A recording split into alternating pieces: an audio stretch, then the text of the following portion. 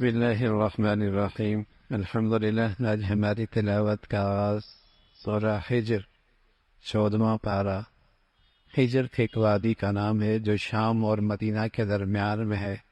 یہاں قوم سمود رہا کرتی تھی۔ انہوں نے حضرت صالح کا انکار کیا، پیغمبر کی دعوت کو قبول نہیں کیا، اللہ نے ان پہ عذاب بھیجا۔ سورہ حجر اسی نسبت سے، اس وادی کی نسبت سے سورت کا نام حجر ہے۔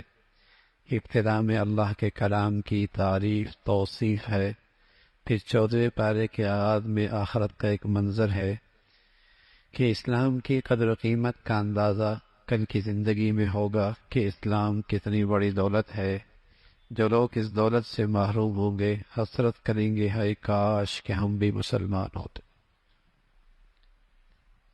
اللہ ہمیں ایمان کی دولت کی قدردانی نصیب فرما دے۔ بس اوقات جب ایمانی زندگی پہ کچھ لگتا نہیں تو قدر بھی کوئی نہیں ہوتی۔ جن لوگوں کا سب کچھ اس اسلام کی خاطر لگا تھا، انہوں نے اپنا سب کچھ اس اسلام کی حفاظت میں لگا بھی دیا تھا، قدر بہت تھی۔ مسلمانوں کے پاس بس اوقات یہ دولت یوں ہی آ گئی تو مسلمانوں کی اولادیں بس اوقات مرتد ہو جاتے، ارتداد کا شکار ہو جاتی، اسلام چھوڑ بیٹھتی ہیں۔ قدر نہیں ہے اس گھر میں یہ دولت کتنی بڑی ہے، لیکن کل کی زندگی جب حقائق سامنے آئیں گے تو کہیں گے لو کانوا مسلمین، ہائے کاش کہ ہم مسلمان۔ فرمایا آج تو یہ نہیں مان رہے، انہیں کھانے دو، پینے دو، لہو لعب میں لگنے دو، یا آپ کی شان میں گستاخی کرتے ہیں کہ آپ تو مجنون ہیں۔ اگر واقعی سچے ہیں تو فرشتے آپ کے ساتھ کیوں نازل نہیں ہوتے؟ فرمایا اللہ کے فرشتے آئیں گے حق سچ لے کر، یا تو عذاب لے کر یا آخرت کا فیصلہ لے کر۔ یہ قرآن مجید اللہ کی کتاب ہے اور اللہ نے ہی اس کی حفاظت کی ذمہ داری دی ہے۔ تورات، انجیل، زبور یہ بھی آسمانی کتابیں ہیں، لیکن اللہ نے ان کی حفاظت کی ذمہ داری نہیں دی، اور آج اس کی بالکل کیفیت ہی بدل گئی ہے۔ کوئی دنیا میں آج ماضی کی کتاب صحیح طور پہ پیش نہیں کر سکتا۔ قرآن کی حفاظت اللہ نے دی ہے، صدیاں گزر گئی ہیں، اس کے ایک نقطے میں بھی فرق نہیں۔ قرآن کے اوراق ختم بھی ہو جائیں تو مسلمانوں کے بچے اور مسلمانوں کی زندگیاں اس کو اپنے سینے میں محفوظ کی ہوئی ہیں۔ یہ زمین پر اللہ کے سپاہی ہیں، یہ زمین پہ اللہ کے سپاہی ہیں جو اللہ نے اپنی ذمہ داری دی تھی کہ میں قرآن کی حفاظت کروں گا۔ اللہ کا یہ لشکر اللہ کا یہ کام کر رہا ہوتا ہے، اللہ نے اپنی ذمہ داری کے لیے ان کا انتخاب فرمایا ہوتا ہے، اس لیے اللہ حافظ ہے۔ زمین پر جو بھی قرآن اپنے سینے میں لیتا ہے دنیا اسے حافظ کہتی ہے، دنیا اسے حافظ کہتی ہے۔ تو اس قرآن کی حفاظت کی ذمہ داری اللہ نے دی ہے، اور قرآن کی حفاظت کا مطلب کیا ہوتا ہے؟ حدیث کی حفاظت، اس لیے کہ قرآن کی زندگی اس وقت تک سمجھ میں نہیں آ سکتی جب تک کہ نبی کی زندگی ساتھ ہوں۔ زندگی عربی سے تعلق نہیں ہے کہ چند تھوڑی سی عربی آ جائے تو قرآن سمجھ میں آ جائے، ایسا نہیں ہے۔ قرآن کا تعلق نبی کی زندگی سے، حدیث ہوگی تو قرآن سمجھ میں آئے گا، اور حدیث نہیں ہوگی تو قرآن کی تفسیر نہیں ہو سکتی۔ قرآن کی عملی شکل رسول اللہ صلی اللہ علیہ وسلم کی زندگی۔ نماز پڑھو، قرآن میں کہیں نہیں ہے نماز کیسے پڑھنی ہے۔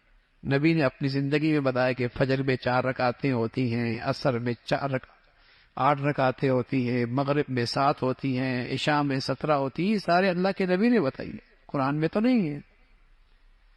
تو حدیث بھی محفوظ ہے۔ ایسا نہیں ہو سکتا کہ اللہ میاں کہے کہ ہدایت پہ چلو اور اس کے لیے سامانی موجود رہو،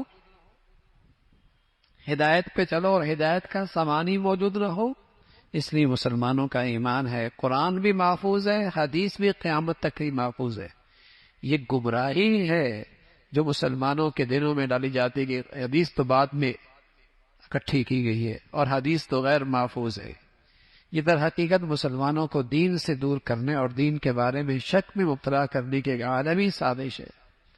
تو قرآن کی حفاظت بھی اللہ نے دی، حدیث کی ذمہ داری بھی اللہ نے دی۔ پھر اللہ رب العزت نے بتایا کہ اللہ کی قدرت، یہ کہا کرتے تھے کہ آسمان پر ہم جائیں اور کوئی دیکھے کہ واقعی اللہ کا پیغام ہے یا نہیں۔ فرمایا اگر ان کو آسمان کے دروازے ان کے لیے کھول بھی دیں تو یہ کہیں گے ہم پہ کوئی جادو ہو گیا ہے، آپ علیہ الصلوۃ والسلام نے ہم پہ جادو کر دیا، یہ تو پھر بھی نہیں مانے گی۔ پھر انسان کی تخلیق کا تذکرہ ہے، ایک آواز دینے والے مٹی سے اللہ نے ایک شخصیت پیدا کر دی، بے جان مٹی اور آدم کی پیدائش، بے جان مٹی اور آدم کی زندگی، اور حضرت آدم کی شخصیت میں کیا کچھ اللہ نے کمالات رکھی ہیں، کیا صلاحیت رکھی ہے، کیا کیفیت رکھی ہے، اور یہ سب بے جان مٹی سے اللہ نے بنا دی ہے۔ اللہ کی قدرت ہے۔ اور آج بھی جو انسان پیدا ہوا ہے، پیدا ہو رہا ہے ماں کی چھاتی سے اور باپ کی پشت کے اس پانی سے، اس کی ساری توانائی اور طاقت مٹی سے، اس کی تمام تر توانائی اور طاقت مٹی سے ہے، غذا ساری کی ساری مٹی سے ہے، انسان کی جسم کی ساری ضروریات مٹی سے ہے، اس کی دوا ہو یا غذا ہو مٹی سے تو ہے، اور اس سے اللہ رب العزت انسان بناتا ہے اور اس میں غیر معمولی صلاحیتیں رکھتا ہے۔ تو اللہ کی قدرت ہے، پھر اسے اللہ نے مسجود ملائکہ بنایا، شیطان نے انکار کیا، راندہ درگاہ ہوا، اس نے اعلان کیا کہ میں انسانوں کو گمراہ کروں گا۔ اللہ کریم نے فرمایا میرے مخلص بندوں پر تجھ کا تیرا اثر نہیں ہوگا، میرے مخلص بندوں پہ تو اثر نہیں ہوگا۔ پھر فرمایا تیری ماننے والے ہوں گے تو جہنم بھی ہے، اور جہنم کے ساتھ دروازے ہیں، اور ہر ایک گروہ جیسے بدعمالی ہوگی اس نسبت سے وہ جہنم کے اس دروازے سے داخل ہوگا، جنت بھی ہوگی اللہ کے فرما برداروں کے لیے، اور وہ جنت میں صاف دل کے ساتھ ایمان والے داخل ہوں گے، کسی کے دل میں کسی کے لیے کھوٹ کینہ حسد نہیں، بلکہ صاف ستھرے دل کے ساتھ اللہ جنت میں داخل فرمائیں گے۔ پھر حضرت ابراہیم علیہ الصلوۃ والسلام کے پاس مہمانوں کا آنا اور آپ کا اکرام کرنا اور ان کا یہ بتانا کہ اللہ آپ کو بیٹا دیں گے، پوتا بھی دیں گے، اور پھر آپ کی بیوی کا حیرت سے ہاتھوں کا سر پہ مارنا۔ حضرت ابراہیم علیہ السلام ہم اللہ کی رحمت سے مایوس نہیں ہیں، ہمیں یقین ہے کہ اللہ کی رحمت یہ کر سکتی ہے، قدرت کر سکتی ہے، لیکن ہم تو یہ پوچھنا چاہتے ہیں کہ ہم کیا جوان ہو جائیں گے یا اسی بڑھاپے میں ہماری اولاد ہوگی؟ فرمایا ہاں اسی بڑھاپے میں اللہ اولاد دے دیں گے۔ پھر اللہ رب العزت نے ان فرشتوں کا تذکرہ فرمایا جو حضرت لوط کے پاس آئے اور فرمایا راتوں رات آپ یہاں سے نکلیں، آپ کی قوم نے وہ گندگی کی اس زمین پر، اللہ اس زمین کو ان کی گندگی سے پاک کرنا چاہتا اور انہیں نیست و نابود کرنا چاہتا ہے۔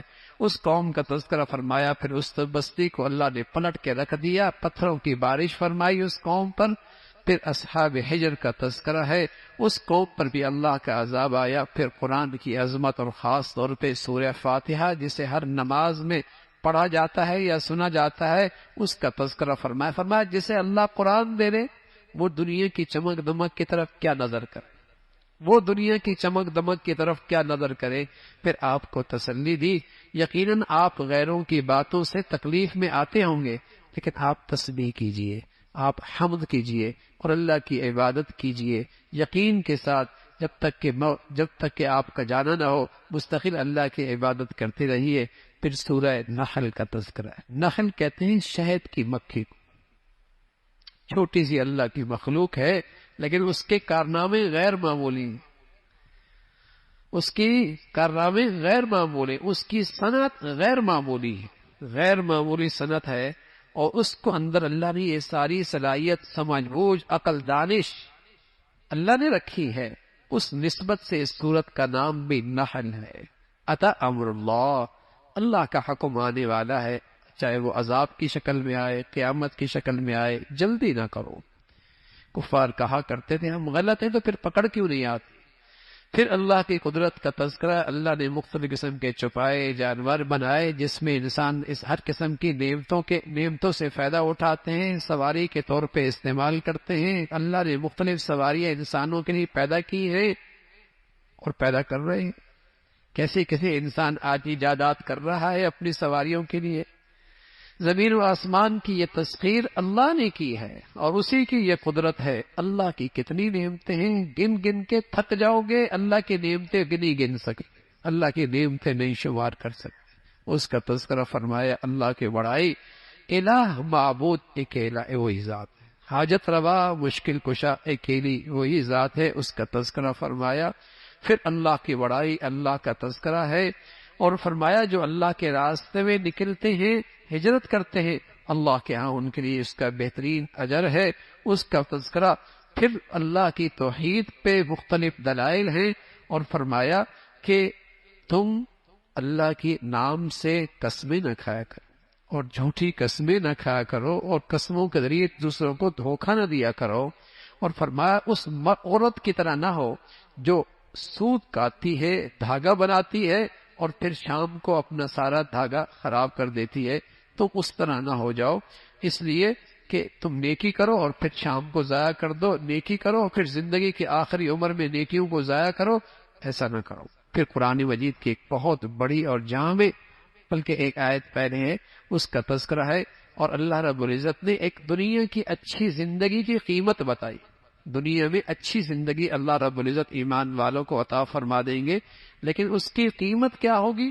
اس کی قیمت ہوگی ایمان والی زندگی۔ فرمایا اللہ کا وعدہ ہے اس دنیا میں انہیں اچھی حیات طیبہ عطا فرمائیں گے، اور حضرات علماء نے لکھا حیات طیبہ وہ ہوتا ہے جس میں سکون بھی ہوتا ہے، اور جس میں قناعت بھی ہوتی ہے، اور جس میں محبت اور عزت بھی ہوتی ہے۔ یہ اللہ رب العزت نیکی اور ایمان کی زندگی پر اس دنیا میں عطا فرما دیں گے۔ اللہ ہمیں وہ زندگی بھی نصیب فرمائے اور اس زندگی کی برکتیں بھی عطا فرمائے۔ پھر اللہ رب العزت نے اس مکھی کا ذکر فرمایا، شہد کی مکھی، کہ کس طریقے سے اللہ رب العزت نے اس کو عقل و دانش اور سمجھ بوجھ عطا فرمائی ہے کہ وہ مکھی اپنے خانے بناتی ہے، اور ایک چھتے کے اندر کم از کم 20 سے 30 ہزار اس کے وہ خانے موجود ہوتے ہیں، اور اس کے اندر کیسا تقسیم کار ان کے اندر ہوتا ہے کہ کچھ لوگ سکوٹی پر ہوتے ہیں، کچھ رس لے کے آتے ہیں پھولوں کا، اور ہر ایک کی چیکنگ ہوتی ہے، اگر کوئی رس غلط لے کے آیا، زہریلا لے کے آیا تو اس کی سزا موت ہوتی ہے۔ پھر اس میں ایک ملکہ ہوتی ہے جس کا کام ہی بچے جننا ہوتا ہے، اس کے لیے وہ خانے الگ ہوتے ہیں۔ یہ پورا نظام ہے۔ پھر دور دراز سے جب وہ سفر کر کے آتی ہے تو نہ اپنا راستہ بھولتی ہے، نہ وہ پٹکتی ہے، اپنی جگہ پر پہنچ جاتی ہے۔ جہاں ایک مکھی ایک مرتبہ رس نکال لے، دوسری وہاں نہیں جاتی، دوسری اس پھول پہ دوبارہ نہیں جاتی۔ یہ اللہ رب العزت نے فرمایا اس کی اس رس میں شفا کس نے رکھی ہے؟ اللہ رب العزت نے رکھی ہے، اس کا تذکرہ فرمایا۔ پھر قرآن مجید کی ایک جامع ترین آیت عبداللہ ابن مسعود فرمایا کرتے تھے رضی اللہ تعالیٰ عنہ، جس کے اندر اللہ نے خیر اور شر دونوں چیزیں جمع فرما دی۔ یہ قرآن کی جامع ترین آیت ہے، اور حضرت عمر ابن عبدالعزیز کے زمانے سے اس آیت کو آپ نے خطباء سے جمعے کے دن پڑھنے کی تلقین فرمائی تھی کہ ہر جمعے کا خطیب اس کی تلاوت کرتا ہے۔ ان اللہ یأمر بالعدل والاحسان وایتاء ذی القربی وینہی عن الفحشاء والمنکر۔ یہ خیر اور شر کی جامع ترین آیت، تین چیزوں کا حکم فرمایا۔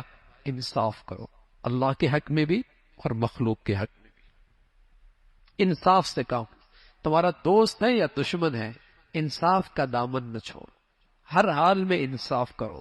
دوسری بات فرمائی احسان، اچھائی کرو۔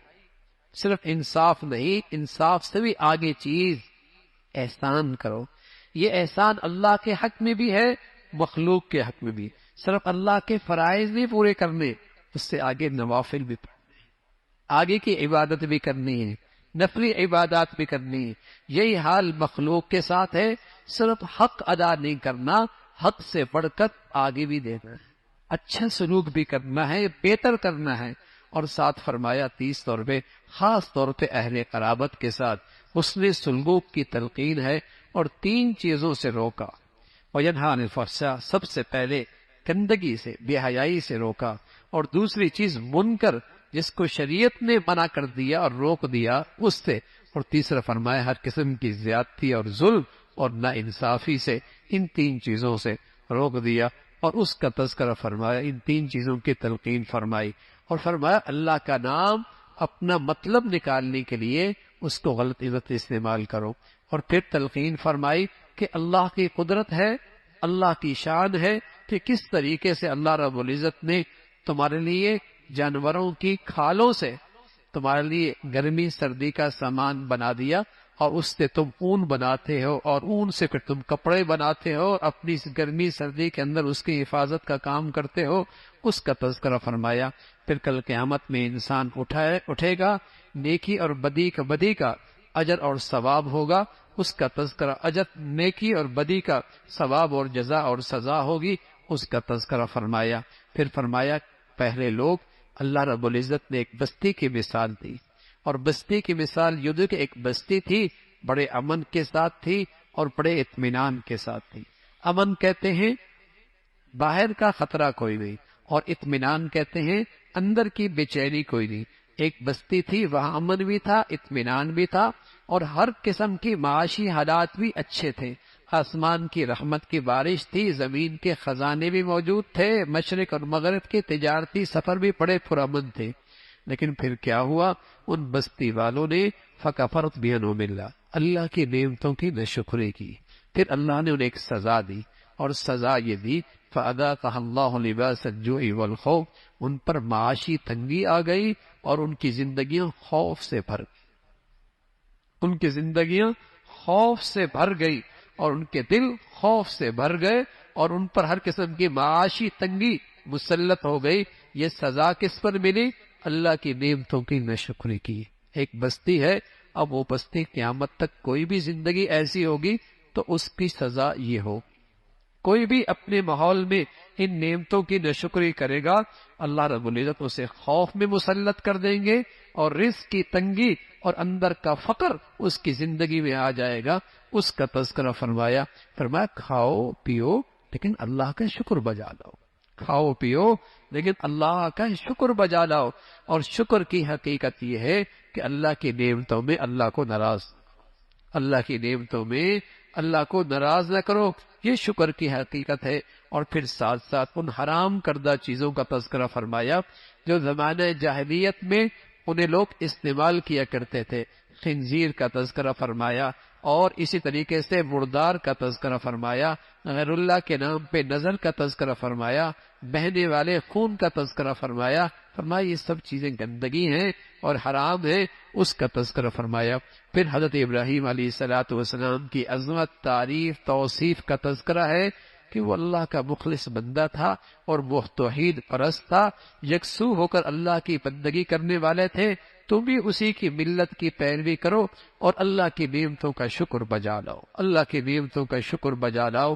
اور پھر تلقین فرمائی جب بھی کسی کو اللہ کا پیغام دینا ہو اور اللہ کی طرف بلانا ہو تو حکمت کے ساتھ، نرمی کے ساتھ، خیر خواہی کے ساتھ، اور کوئی ایسا انداز نہ ہو جس سے بات بحث مباحثے تک پہنچ جائے، جھگڑے تک پہنچ جائے۔ اس سے اپنے آپ کو محتاط رکھو، اچھے انداز سے دوسروں کو بلاؤ۔ اگر تمہاری نیت ٹھیک ہوگی، بات بھی ٹھیک ہوگی، جذبہ بھی ٹھیک ہوگا، اس کا اثر بھی ہوگا۔ بات بھی ٹھیک ہوگی، جذبہ بھی ٹھیک ہوگا، اور طریقہ کار بھی ٹھیک ہوگا، اس کا اثر ہوگا۔ اللہ کے نبی کو یہ بات فرمائی، امت کو پیغام دیا کہ اس حکمت کے ساتھ دوسروں کو اللہ کی بات کرو۔ پھر آپ علیہ الصلوۃ والسلام کو فرمایا صبر کیجئے، اگرچہ زیادتی کا انتقام لینا جائز ہے لیکن صبر کر لینا زیادہ بہتر ہے۔ ہاں، تقوی اختیار کرو گے، نیکی کی زندگی اختیار کرو گے، اللہ کی مدد اور نصرت تمہارے ساتھ ہو۔ اگر تقوی اختیار کرو گے، نیکی کی زندگی اختیار کرو گے، اللہ کا ساتھ تمہارے ساتھ ہوگا اور اس کی مدد اور نصرت تمہاری زندگی کا سہارا بنے گی۔ اللہ رب العزت عمل کی توفیق نصیب فرمائے۔